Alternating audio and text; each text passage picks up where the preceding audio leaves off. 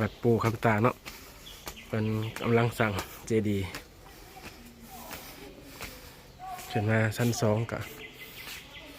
ปูเพิ่นมีเทิงพี่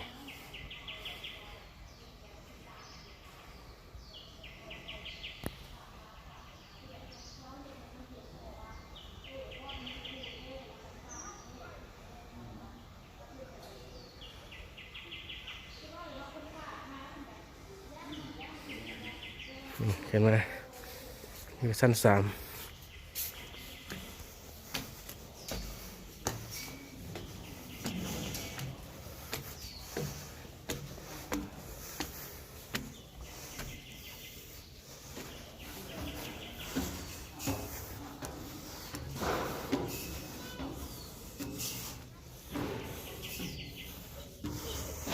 สูงนะพี่น้องเลยสูง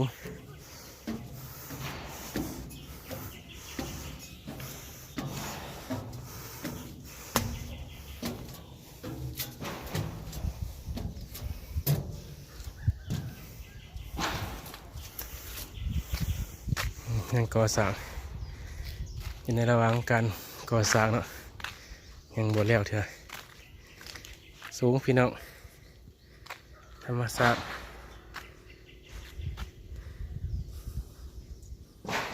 อากาศเย็นดี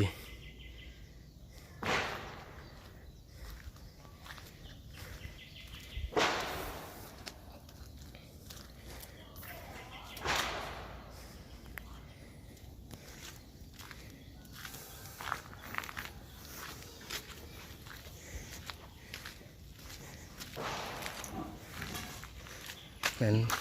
ถาดหลวงคนไปเฮ็ดอยู่เทิงเนาะ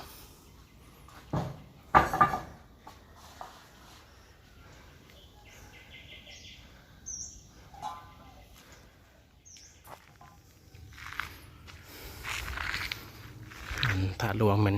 อยู่จอมสุดท้ายเพิ่นกำลังสร้าง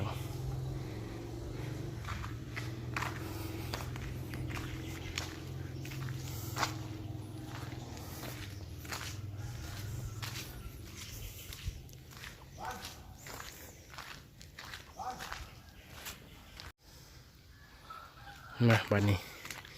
ตื่นมาส้มมาเยี่ยมแล้วก็ถึงตอนขาลงเนาะ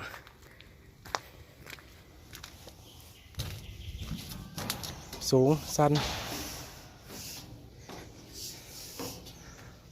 ธรรมชาติดี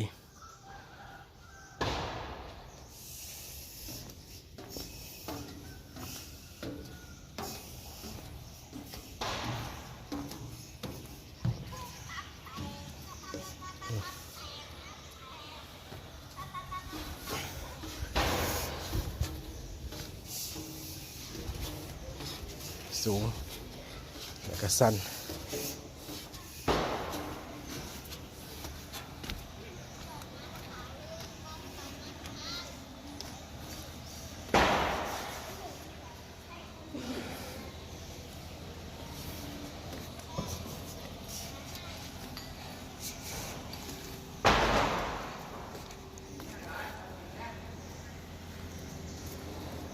เหมือนนาคเนาะกำลังเฮ็ดเก็ดสวยสดงดงาม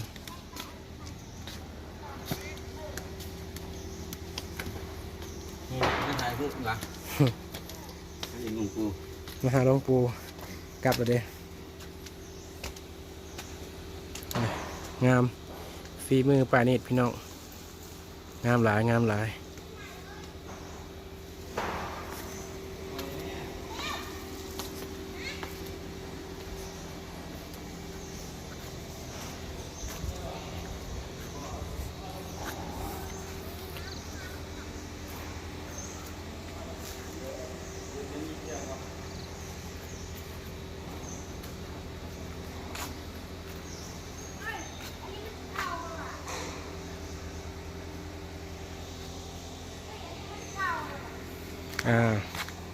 ก็ถึงเวลากลับพี่น้องวันนี้